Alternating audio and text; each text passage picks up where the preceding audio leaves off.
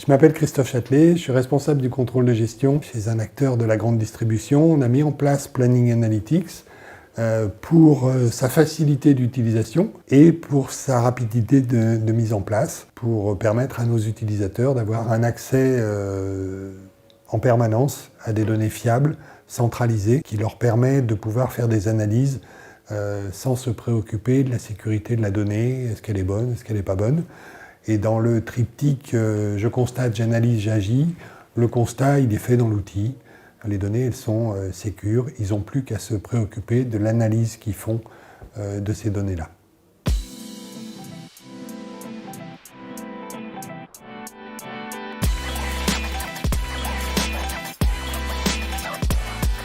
Quand je suis arrivé dans cette structure, il y a maintenant 9 ans, il n'y avait rien. Il n'y avait pas de contrôle de gestion, il n'y avait pas d'outils. L'objectif était de mettre en place des process pour permettre aux contrôleurs de gestion d'avoir une donnée qui soit historisée, simple d'accès et qui leur permette de faire une analyse rapide et surtout en confiance. Donc on est parti de l'outil IBM Cognos. On a profité pour mettre en place un outil comptable, un ERP, et un outil pour consolider nos résultats. Les trois outils travaillant ensemble et se parlant entre eux. On a mis en même temps pas mal de process en place pour sécuriser la donnée, pour avoir une alimentation industrielle de cette donnée qui vient des systèmes comptables, qui vient des systèmes connexes à l'entreprise. Le but étant qu'on n'ait plus du tout de données qui soient saisies manuellement et que le contrôleur de gestion, grâce à l'outil, puisse être serein sur son analyse historique des données sur une période longue, sur 3 ans, sur 5 ans, etc.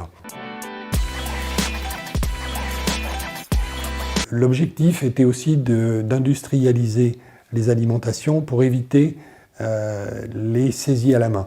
Une saisie à la main de données dans un outil, vous avez une chance sur 2 qui est une erreur de saisie.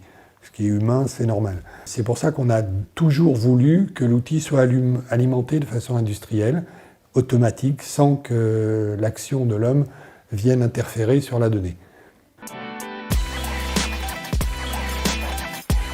C'est un peu difficile de dire que je calcule un ROI, 3 ans après, je sais si je suis rentré dans les clous ou pas. Par contre, ça nous a permis des améliorations qui sont...